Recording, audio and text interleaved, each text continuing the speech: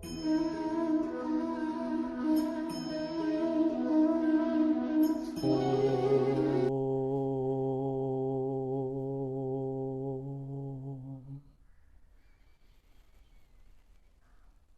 दर्शकगण, सादर नमस्ते।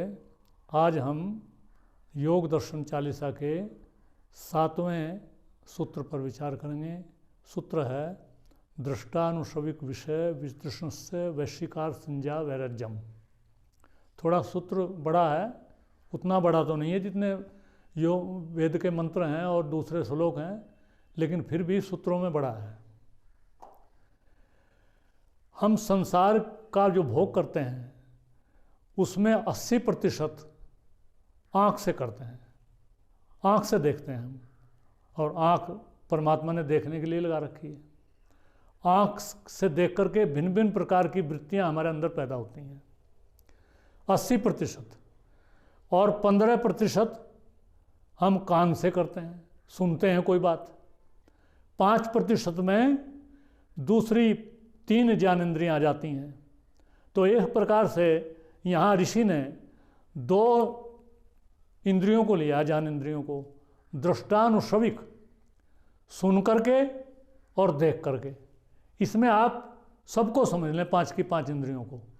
जो भी विषय हमें ध्यान में आते हैं उन सब विषयों को दृष्टा अनुश्रविक विषय वितृष्णस्य, तृष्णस्य, तृष्णा वाले के लिए, वितृष्णस्य जिसे तृष्णा न हो, किसी की तृष्णा माने उसकी भूख प्यास वो समाप्त हो जाए, ऐसा योगी जब अभ्यास कर लेता है, उसकी वशीकार संज्ञा वैराग्यम,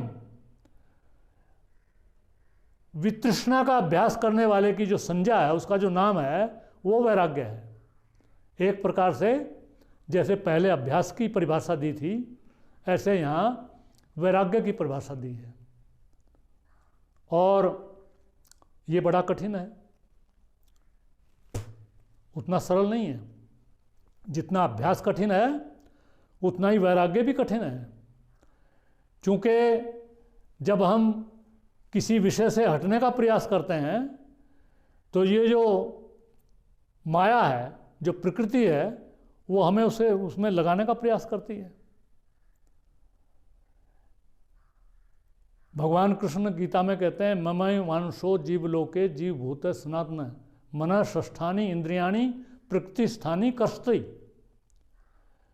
के प्रकृति में स्थित जो मन सहित जो 6 इंद्रियां हैं, 5 तो ज्ञानेंद्रियां हैं, लेकिन वो कुछ ज्ञानेंद्रिय अपने आप कुछ नहीं है। वो अगर मन न हो तो, आँख खुली रहती है, सामने से हमारा मन न हो तो किसी चीज़ को देखती नहीं है, कान सुनता नहीं है, जीवा चखती नहीं है, मन के बिना कुछ नहीं होता है। तो मन और ये सारी इंद्रियां, ये सारी प्रकृति में है। सांख्य शास्त्र में बताया है कि जो प्रकृति है उससे महत्त्व पैदा होता है, बुद्धि पैदा होती है, उससे अहंकार पैदा होता है, उससे फिर मन आदि पैदा होते हैं।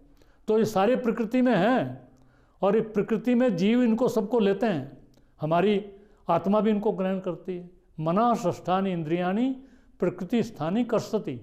ये आत्मा इनको आकर्षित करता है, और ये आकर्षण इतना ज़बरदस्त है कि हम परमात्मा पर लगाने का इनको इंद्रियों को प्रयास करेंगे तो वहाँ पर नहीं लगती है, वो उधर ज़्यादा उसका रुझान रहता है।